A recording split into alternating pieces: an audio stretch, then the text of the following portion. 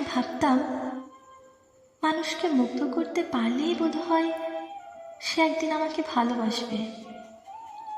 খোদার অশেষ কৃপায় মুগ্ধ করার সেই ক্ষমতাও একটু আধটু পেয়েছিলাম। তারপর ফ্যাল ফ্যাল করে চেয়ে দেখলাম মুগ্ধতাও একদিন ফুরিয়ে যায়। আর মুগ্ধতা ফুরালে মানুষও আর থাকে না।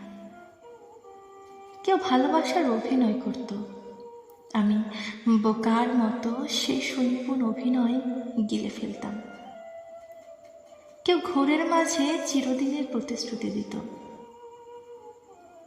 তার ঘোর কেটে যেত, অথচ আমি পড়ে থাকতাম মিথ্যে গল্পের মূল চরিত্র হয়ে। চালাক মানুষগুলো ধাক্কা খেয়ে শিখে যায়, বোকারা কিচ্ছু শেখে না। একবার ধাক্কা খেয়ে তারা ভাবে বোধহয় মানুষটা ভুল ছিল। দ্বিতীয়বার ধাক্কা খেয়ে তারা ভাবে বোধহয় সময়টা ভুল ছিল।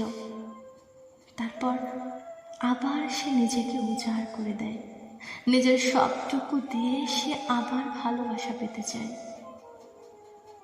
বোকারাও অনেক দিন পরে গিয়ে টের পায় তার নিখাদ ভালোবাসা, নির্ভেজাল আবেগ, হাসি, কান্না আর শুদ্ধতম প্রতিশ্রুতির 2 পয়সার দাম কারো কাছে নেই।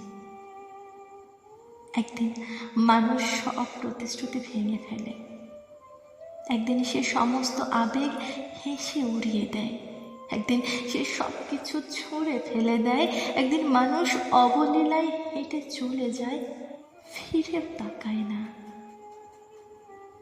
ভীষণ দেরিতে হলেও একদিন বুঝে গেলাম এত বিশাল একটা পৃথিবীতে আমাকে কেউ সত্যি সত্যি ভালোবাসে নাই।